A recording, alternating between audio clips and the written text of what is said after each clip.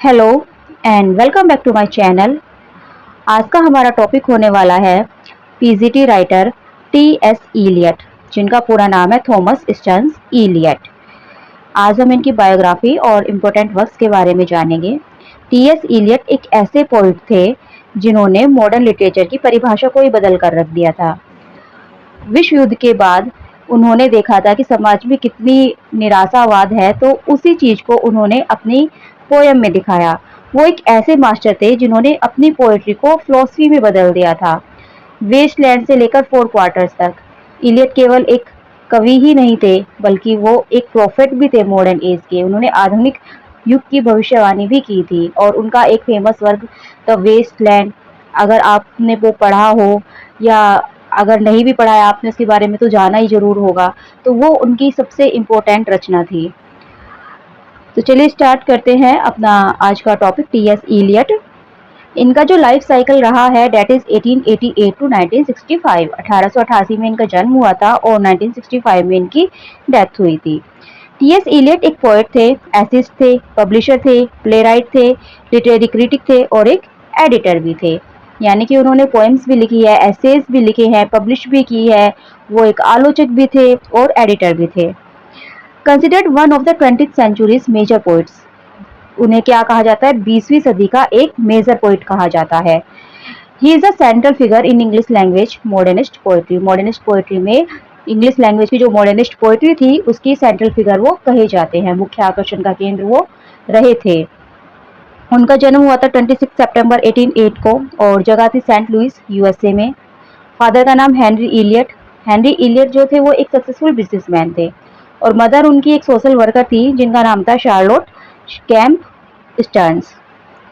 इन्होंने अपनी जो अर्ली एजुकेशन थी वो सेंट लुइस डे स्कूल में ही प्राप्त की थी और बाद में ये हार्वर्ड यूनिवर्सिटी गए थे, क्योंकि इनका जन्म सेंट लुइस में हुआ था तो यहाँ पर ही उन्होंने अपनी जो प्राइमरी एजुकेशन है वो ली थी और उसके बाद फिर वो हार्वर्ड यूनिवर्सिटी चले गए थे, हार्वर्ड यूनिवर्सिटी। 1898 से लेकर 1905 तक उन्होंने स्मिथ एकेडमी अटेंड की, जहाँ पर उन्होंने डिफरेंट लैंग्वेजेस पढ़ी, जैसे Latin language, ancient Greek, French और जर्मन। इन सारी भाषाओं का उन्होंने अध्ययन किया था। 1900 ईस्वी में उन्होंने गोल्ड मेडल भी जीता था लैटिन भाषा के लिए। ही वो शाई by nature and introvert type. तो वो नेचर से कैसे थे, वो बहुत ही शाई थे, बहुत ही शर्मीले थे और इंट्रोवर्ट थे। तो इंट्रोवर्ट तो आपको पता ही होगा, एक ऐसा इंसान जो खुलकर अपनी बातें नहीं कह पाता, तो वो इंट्रोवर्ट टाइप के थे। और अपनी इसी शाइनेस से बाहर आने के लिए उन्होंने बॉक्सिंग के लेसन लेने स्टार्ट कर दिए थे, ताकि वो अपने इस शाईपन को थोड़ा सा दूर कर सके। उन्होंने पोएट्री लिखनी स्टार्ट की थी जब वो केवल 14 ईयर्स के थे। हिज फर्स्ट पब्लिश्ड पोएम, जो उनकी सबसे पहली पब्लिश्ड पोएम थी, that was a fable for feasters, और ये एक स्कूल एक्सरसाइज के रूप में उन्होंने लिखी थी और ये पब्लिश हुई थी स्मिथ एकेडमी रिकॉर्ड में फरवरी 1905 में, 1905 में। और उन्होंने 3 शॉर्ट स्टोरीज भी पब्लिश की थी 1905 में, birds of prey, a tale of whale and the man who was king. ये उनकी शॉर्ट स्टोरी रही है। 1906 से लेकर 1909 6 साल तक उन्होंने फिलोसफी पढ़ी थी हार्वर्ड कॉलेज में और अपनी बैचलर डिग्री उन्होंने ली थी, बीए की डिग्री उन्होंने ली थी फिलोसफी में। उसके बाद 1909 से 1910 तक उन्होंने as a philosophy assistant at Harvard, Harvard में फिलोसफी असिस्टेंट के रूप में उन्होंने कार्य किया था। फिर 1910 में वो पेरिस चले गए, जहाँ पर 1910 और 1911 उन्होंने फिलोसफी पढ़ी। कहाँ पर, सोरबोर्न में। और 1911 1914 1911 के बाद जब उन्होंने फिलोसफी के 2 साल उन्होंने वहाँ पर पढ़ी, उसके बाद वो फिर से वापस हार्वर्ड आ गए थे। फिर उन्होंने फिलोसफी पढ़ी एज ए ग्रेजुएट स्टूडेंट और अपनी डॉक्टरल थीसिस जो है और knowledge and experience in the philosophy of F H. Bradley. तो उन्होंने क्या किया था, अपनी थीसिस स्टार्ट कर दी थी नॉलेज और एक्सपीरियंस पे, in the philosophy of F H. Bradley, F H. Bradley की फिलोसफी पर। और 1914 में फिर वो इंग्लैंड चले गए थे ऑन फेलोशिप में फ्रॉम मैटन कॉलेज और ऑक्सफर्ड, ऑक्सफर्ड के मैटन कॉलेज के फेलोशिप के रूप में वो फिर इंग्लैंड चले गए। 22 सितंबर 1914 वो एजरा पाउंड से मिले थे। एजरा पाउंड भी एक पोएट थे, वो उनके अच्छे दोस्त थे। जो द वेस्टलैंड लिखी है वो उन्होंने एजरा पाउंड को ही डेडिकेट की है।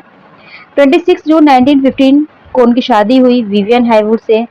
ये एक कैम्ब्रिज गवर्नेंस थी, लेकिन उनकी जो शादी थी वो उसमें वो खुश नहीं थे। वो मार्कली अनहैप्पी थी क्योंकि विवियन की जो है तो वो हेल्थ इशू थे, विवियन को बहुत सारे हेल्थ इशू थे, तो इस वजह से उनकी जो शादी थी वो सफल नहीं रही थी।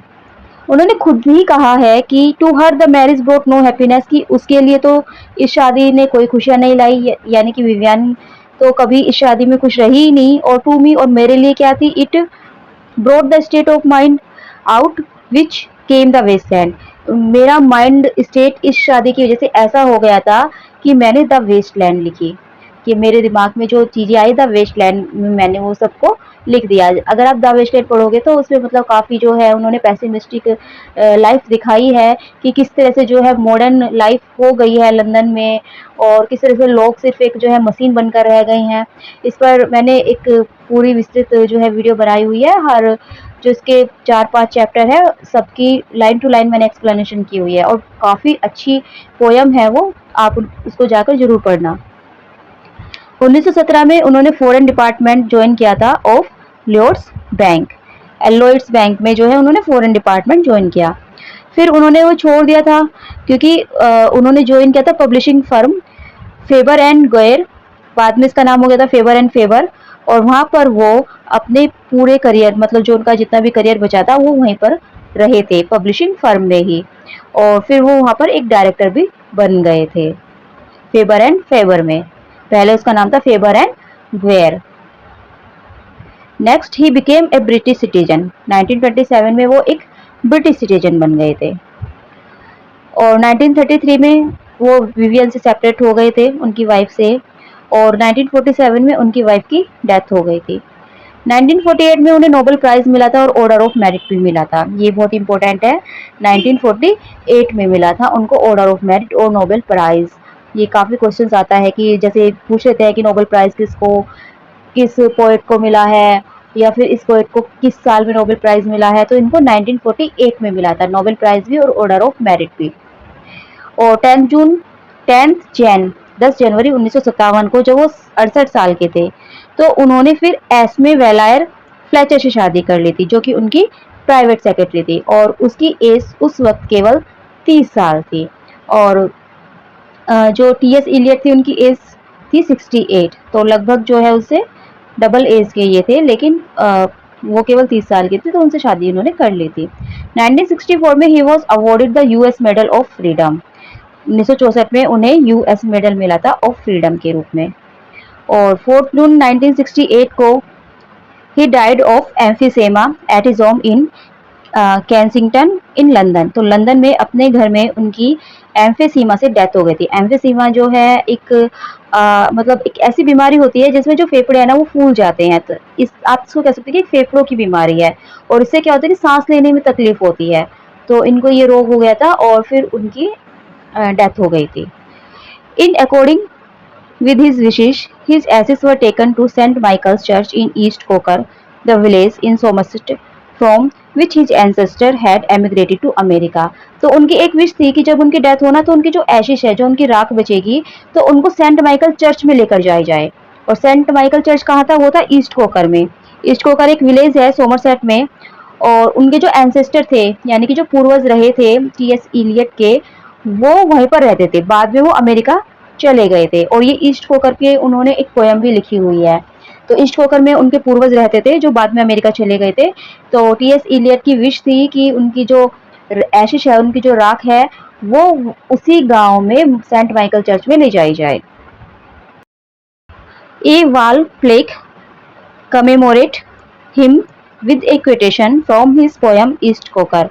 तो एक दीवार पर जो है प्लेक होते तख्ती, एक तख्ती जो है लिखी गई थी, कॉमेमोरेट्स मतलब उनकी याद में, जो उनकी याद दिलाती है, और उसमें क्वेटेशन लिखी गई थी उनकी पोयम ईस्ट कोकर से, in my beginning is my end, in my end is my beginning, कि मेरी शुरुआत में ही मेरा अंत है और मेरे अंत में ही मेरी शुरुआत है।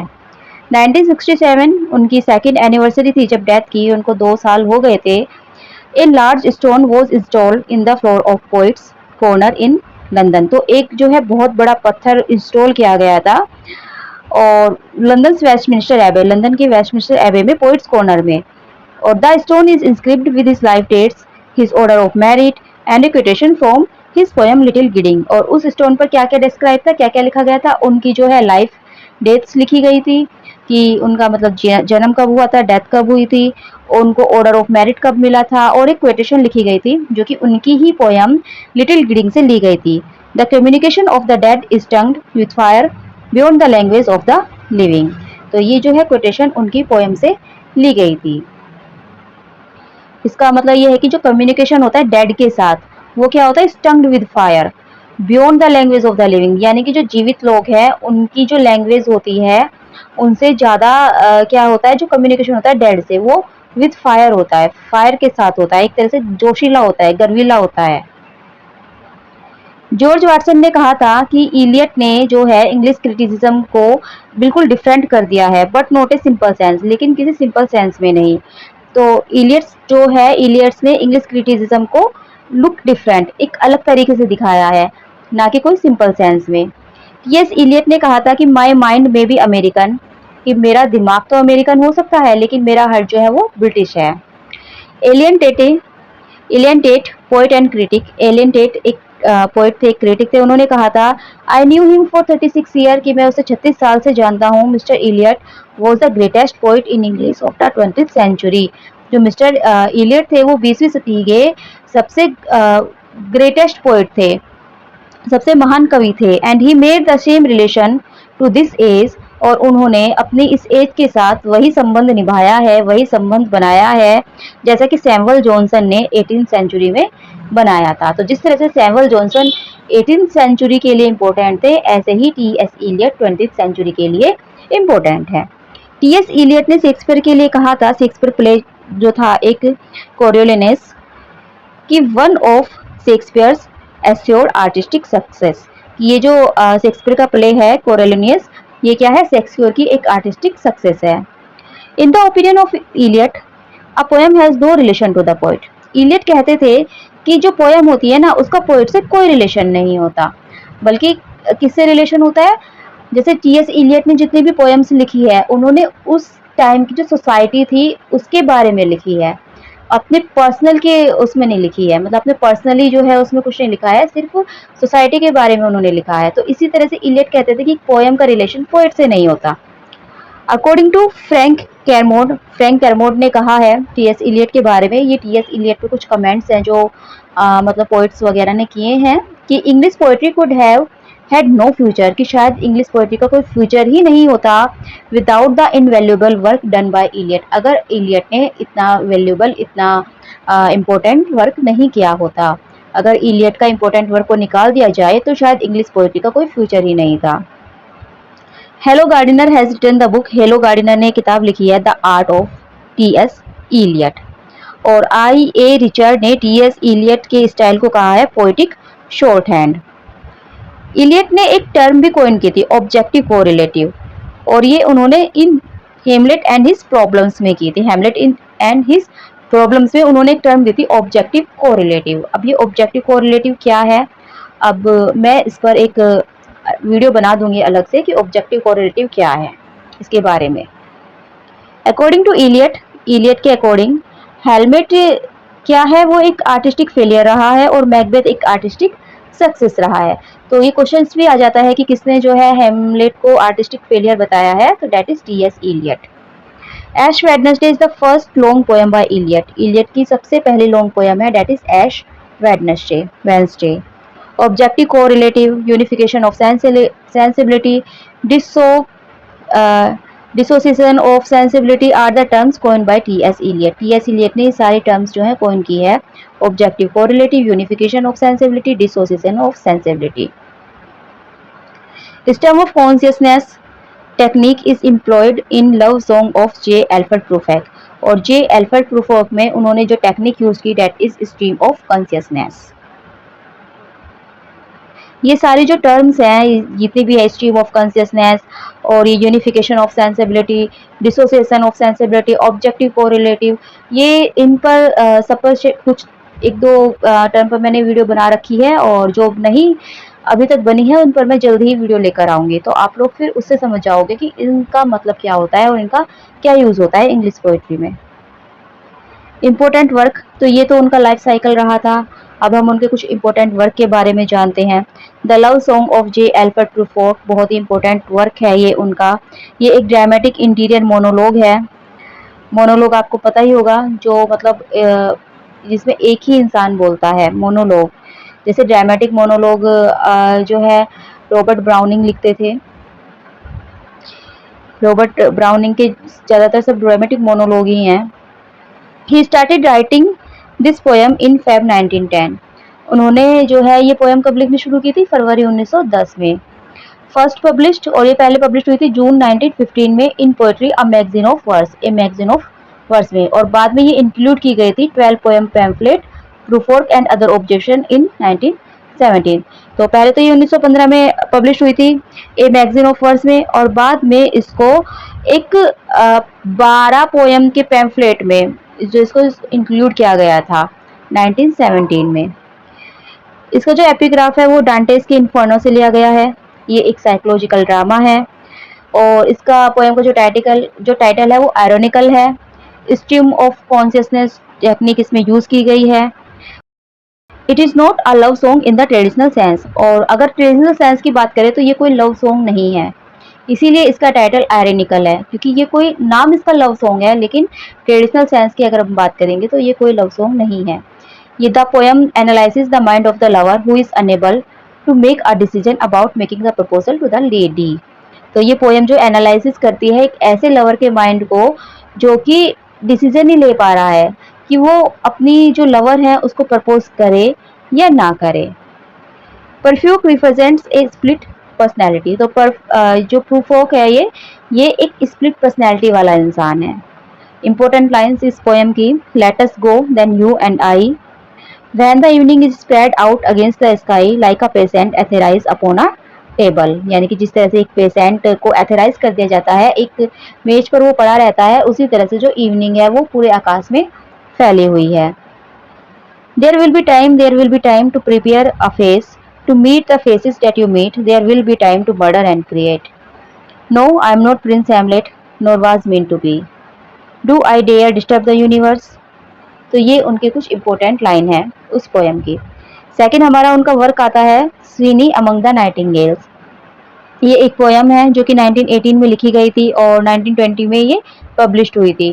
पोएम्स ऑफ 1920 जो उनका एक कलेक्शन आया था, तो उसमें ये आई थी। Nightingale stands for a presstitute. जो यहाँ पे नाइटिंगेल है ना, वो एक प्रेस्टिट्यूट को कहा गया है।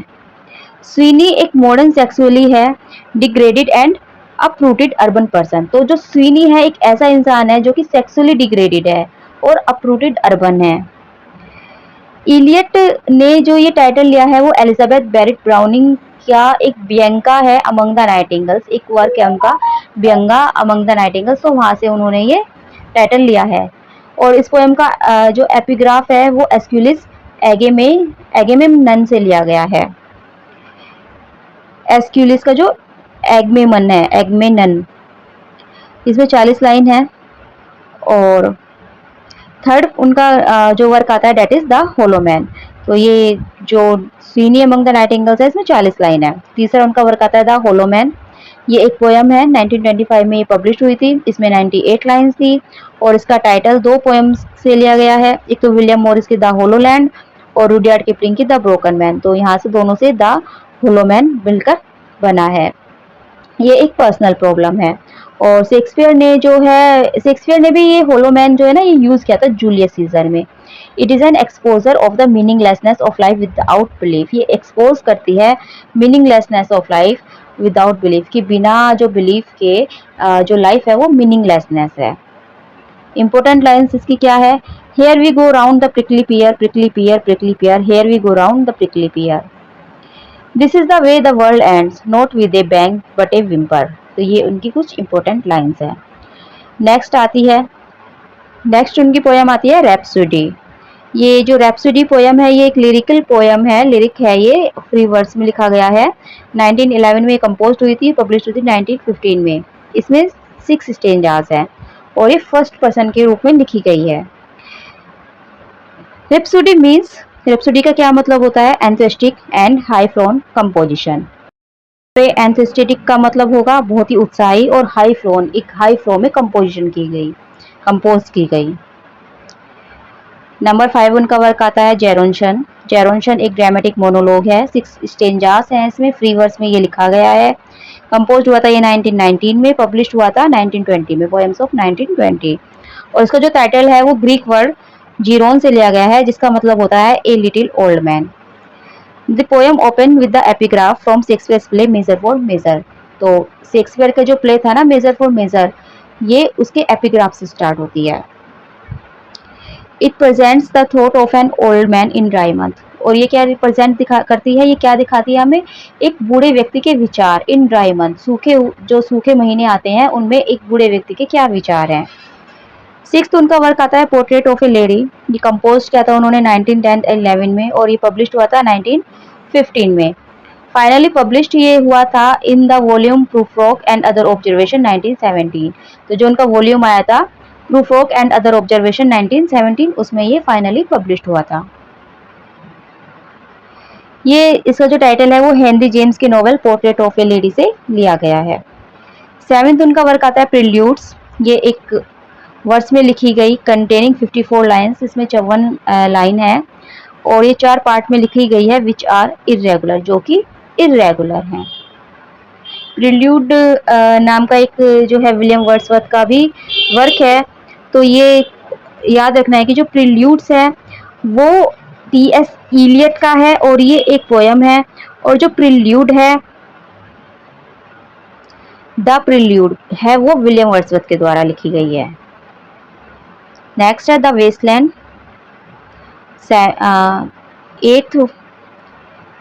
8वां वर्क है उनका द वेस्टलैंड। एक एपिक पोयम है, बहुत बड़ी पोयम है, 434 लाइन है इसमें, फ्री वर्स में ये लिखी गई है, 1922 में पब्लिश्ड हुई थी। ये एजरा पाउंड को डेडिकेट है और ये 5 सेक्शंस में डिवाइडेड है। ये काफ़ी इंपॉर्टेंट पोयम है उनकी और इनके 5 सेक्शन है। पहला सेक्शन है the burial of dead, second है a game of chess, third the fire sermon, fourth death by water और fifth when the thunder set. तो इसके जो है कभी कभी सेक्शन भी पूछ ले जाते हैं, तो ये याद रखने भी इम्पोर्टेंट है। काफ़ी अच्छी पोयम है, आप लोग इसको ज़रूर पढ़िएगा। इस पर डिटेल्ड वीडियो है, मैंने लाइन टू लाइन एक्सप्लेनेशन की है और पूरी मतलब अपनी तरफ से पूरी कोशिश की है इस पोयम को अच्छे से समझाने की। 9th उनका वर्क आता है 4 क्वार्टर्स, 1943 में आता है। ये एक सेट था जिसमें 4 पोयम उनकी थी। पहली पोयम थी उनकी बर्न मोटन 1936 में, ईस्ट कोकर 1940, ड्राई सेल्वेज 1941 और लिटिल गिडिंग 1942। ये ईस्ट कोकर जो है ये उनके विलेज के ऊपर है, जो उनका विलेज था जिसमें उनके एंसेस्टर्स रहा करते थे। 10th उनका वर्क है Ash Wednesday, a long religious poem by T S. Eliot 1930। ये 1930 में आई थी, ये सबसे बड़ी रिलीजियस पोएम है टी.एस. इलियट के द्वारा। और ये कब लिखी थी, जब उनका कन्वर्जन हुआ था, यानी कि उन्होंने चेंज किया था टू एंग्लो कैथोलिज्म इन 1927। उन्होंने जब अपना एक तरह से धर्म परिवर्तन किया था या अपने तरह जो बिलीफ थे उनको परिवर्तन किया था और वो एंग्लो कैथोलिज्म में आ गए थे 1927 में। Known as Eliot's conversion poem, और इसको इलियट की कन्वर्सन पोएम भी कहा जाता है। इसमें उन्होंने क्या एक्सप्रेस किया है, स्पिरिचुअल स्ट्रगल, रिपेंटेंस और होप को। ये फ्री वर्स में लिखी गई है और ये 6 सेक्शंस में डिवाइड है। नेक्स्ट थीम्स, इसकी थीम्स जो है वो faith, redemption, renunciation of worldly desire. Renunciation का मतलब होता है एक तरह से रिजेक्ट करना वर्ल्डली डिजायर को, सर्च फॉर गॉड और भगवान की जो है सर्च करना, ये उनकी थीम रही थी। Marks Eliot's transition from despair in the Wasteland to spiritual quest. तो ये मार्क करती है एलियट की ट्रांजिशन को, क्योंकि द वेस्टलैंड में उन्होंने सिर्फ डिस्पेयर दिखाई है, सिर्फ निराशा दिखाई है, और वहां से फिर वो इस पोएम में क्या दिखाते हैं, वो स्पिरिचुअल क्वेस्ट दिखाते हैं। 11th उनका वर्क है journey of the Maggi, A dramatic monologue है ये, और ये एरियल पोएम सीरीज में पब्लिश्ड हुआ था। ये इलियट का जो कन्वर्जन हुआ था एंग्लिकनिज्म में, यानी कि वो एंग्लिकन बने थे, तो उसके तुरंत बाद उन्होंने ये पोएम लिखी थी journey of the Magi. Speaker इसमें क्या है, one of the Magi, wise man from the East. East का एक वाइज मैन है। Narrates the long difficult journey to Bethlehem. तो वो क्या दिखाता है, वो एक लॉन्ग जर्नी को नरेट करता है, एक लॉन्ग डिफिकल्ट जर्नी को बेथलेम की ओर, वो बेथलेम की ओर जाते हुए एक जर्नी का नरेशन करता है। इसकी टोन जो है वो वेरी है, रिफ्लेक्टिव है, इसमें डाउट्स और सफरिंग्स भरी हुई हैं। Themes hardship and struggle of the spiritual journey, की स्पिरिचुअल जर्नी में क्या क्या हार्डशिप आते हैं, क्या क्या स्ट्रगल्स आते हैं। The paradox of birth and death, Christ birth as both joy and a sign of the end of the old world. और इसमें क्या दिखाया है, बर्थ और डेथ का पैराडॉक्स दिखाया है कि जब क्राइस्ट का जन्म होता है तो क्या होता है, ये एक जॉय की भी मतलब एक खुशी का भी आनंद आता है, और ये एक साइन है कि जो ओल्ड वर्ल्ड है अब उसका अंत हो जाएगा। कन्वर्सन एंड ट्रांसफॉर्मेशन, थीम्स इसकी ये रही है, ये 3 थीम्स उसकी रही है। एक तो hardship, struggle of the spiritual journey, the paradox of birth and death, और कन्वर्सन एंड ट्रांसफॉर्मेशन। स्टाइल रहा है विविड इमेजरी, कन्वर्सेशनल टोन और बिब्लिकल रेफरेंसेस। उन्होंने इसमें क्या क्या किया है, इमेजरी दिखाई है बहुत सारी विविड, कन्वर्सेशनल टोन जो है इस पोएम की रही है, और बिब्लिकल रेफरेंसेस भी उन्होंने दिए हैं, बाइबल के रेफरेंस इन्होंने दिए हैं। फेमस लाइन है, a cold coming we had of it and the birth was hard and the bitter agony for us like death our death. ये इनकी इंपॉर्टेंट लाइंस है। ये जो पोएम है ये इलियट्स की डीप एंगेजमेंट दिखाती है, किससे, फेथ से, रिन्यूअल से और स्पिरिचुअल रीबर्थ से। वो दिखाते हैं कि इलियट का मतलब कितना ज्यादा एंगेजमेंट रहा था वो फेथ, रिन्यूअल और स्पिरिचुअल बर्थ में। अब पोएटिक प्लेस की बात करते हैं, जो पोएटिक प्लेस रहे हैं टीएस इलियट के। Eliot revived the tradition of verse drama in the 20th century. Eliot ने क्या किया था, जो ट्रेडिशन थी ना वर्स ड्रामा की 20th सेंचुरी में, वो रिवाइव की थी। His plays combined poetry with theatre using blank verse and lyrical passage। तो उसके जो प्लेस थे, जो पोएटिक प्लेस थे, उसमें क्या क्या कंबाइन था, पोएट्री थी विथ थिएटर, उन्होंने ब्लैंक वर्स यूज किया था और लिरिकल पैसेज यूज किए थे। इनकी मेजर थीम जो रही थी पोएटिक प्लेस की, वो रही थी spiritual crisis, religion, faith and the conflict between modern life and tradition, modern life और ट्रेडिशन के बीच में कन्फ्लिक्ट। इम्पोर्टेंट प्लेस, अब ये तो उनके पोएटिक प्लेस थे, अब जो उनके इम्पोर्टेंट प्लेस जो उन्होंने प्लेस लिखी हैं, दैट इज स्वीनी एगोनिस्टिस 1926 से 1932। ये अनफिनिश्ड वर्स ड्रामा है, ये मतलब कंप्लीट नहीं किया था उन्होंने, एक वर्स ड्रामा ये है, और उसका सबटाइटल था fragments of an aristophanic melodrama. इसके 2 पार्ट हैं, फ्रेगमेंट ऑफ प्रोलॉग और fragment of an agon. Form इसकी रही है rapid, jazzy rhythms, colloquial speech, chorus like repetition, यानी कि chorus like repetition. Themes spiritual emptiness, urban alienations, predatory desire, search for meaning. Characters जो हैं इसमें ब्रिंग बैक स्वीनी है, और as a modern anti hero, उसको एक एंटी हीरो दिखाया है।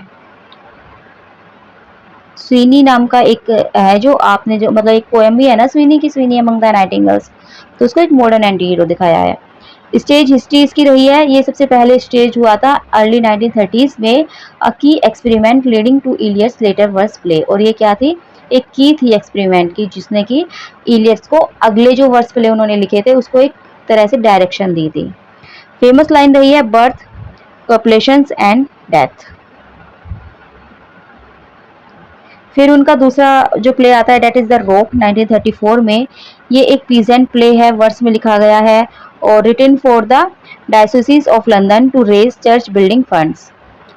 तो डायोसीस का मतलब होता है जैसे एक तरह से प्रांत, या आप प्रदेश कह सकते हो, जैसे हमारे यहाँ प्रदेश हैं, तो इस तरह से जो लंदन का डायोसीस था उसके लिए लिखी गई थी ये, to raise church building funds, की वो जो चर्च बिल्डिंग का फंड्स है उसको बढ़ाने के लिए। Best known for the choruses from the rock, often printed separately. और किसके लिए जानी जाती है ये, कोरसेस फ्रॉम द रॉक के लिए। और ये जो है प्राय प्रिंटेड सेपरेटली, अलग अलग प्रिंट हुई थी। फॉर्म है इसकी verse choruses plus simple dramatic scenes. इसमें सिंपल ड्रामेटिक सीन्स आपको देखने को मिलेंगे, वर्स कोरसेस देखने को मिलेंगे। स्ट्रॉन्ग यूज है कोरस का, जैसे ग्रीक ड्रामा में हुआ करते थे। Theme in see community, faith, the mission of the church, critique of modern materialism. Famous line है, where is the life we have lost in living, where is the wisdom we have lost in knowledge. कि हम जी रहे हैं लेकिन हमने अपने जीवन को खो दिया है। वो वेयर इज द लाइफ, वो लाइफ कहाँ है जो कि हमने जीते हुए खो दी, और वो विजडम कहाँ है जो हमने ज्ञान प्राप्त करते हुए खो दी। थर्ड उनका प्ले है मर्डर इन द कैथेड्रल, 1935 में ये आया था। ये एक वर्स प्ले है based on the martyrdom of Thomas Becket, archbishop of Canterbury 1170। तो ये थॉमस बैकेट का जो एक वर्क था 1710 में आया था, आर्क बिशप ऑफ कैंटरबरी, उस पर बेस्ड है। थीम इसकी कॉन्फ्लिक्ट है between church and state, church और स्टेट के बीच में जो कॉन्फ्लिक्ट होता है, जो संघर्ष होता है, और क्रिश्चियन मैटरडियम और क्रिश्चियन के मैट्रिडम पर। Famous for the coarse echoing Greek tragedy, ये भी कोरस के लिए फेमस है जो कि ग्रीक ट्रेजेडी को इको करता है, ग्रीक ट्रेजेडी को दिखाता है एक तरह से। जो ग्रीक ट्रेजेडी में यूज करते थे कोरस, उनको ही उन्होंने यूज किया हुआ है।